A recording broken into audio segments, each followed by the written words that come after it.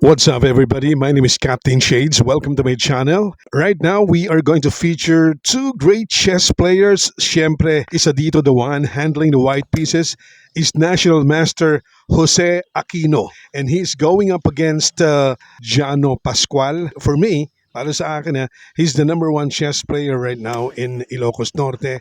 At itong video na ito, by the way, was sent to us by Kid De La Cruz. Okay, shout out Kid De La Cruz. Thank you for sharing this video and maraming salamat. This one will be replayed later on. Kailangan lang natin ng konting introduction ngayon dito. Napakagandang laban na to. As you can see, more than 5 minutes ang lamang ni Jano Pascual dito sa laban na ito ngayon. Lamang siya ng posisyon, lamang pa ng oras. So time trouble ngayon si National Master Jose Aquino. Talagang makikita natin dito is nagmamadali. Biniblitz na ni National Master Jose Aquino itong laban na ito, while Jano is just so cool, so relaxed, talagang kalmado. But we will see whatever the result of this game right now. Congratulations na kay Jano dahil napakaganda ng kanyang pinapakita dito sa tournament na ito, specifically dito sa game na ito. Napapailing na si National Master at parang problemado nga dito sa laban na ito, while Jano is just so relaxed. Okay, nakikita nyo dun sa video for your viewing pleasure. Nagdagdag tayo ng additional visual. There's a chessboard right now that you can see on the screen.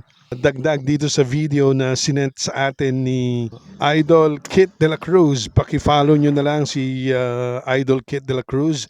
Thank you for this video. At sana mapanood nyo ito ng buo from the beginning to the last. Alright? Hindi ko nasasabihin yung resulta nito, but I think you guys have an idea already kung ano ang resulta nitong laban na ito. But enjoy the game. I know you're gonna like this game. I know you're gonna enjoy this game. National Master Jose Aquino. Actually, hindi lang siya National Master. He is even, based on some write-ups, siya ay isang US Chess National Master.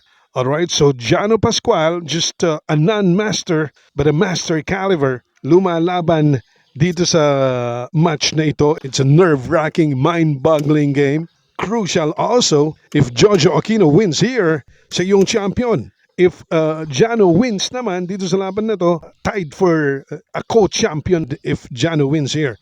And then we'll find out, okay, what's going to happen in this game. Again, whatever the result of this game, congratulations na kay Master Jano Pascual. All right, here we go. What's up mga ka-checkmate? Captain Shades here, checking in.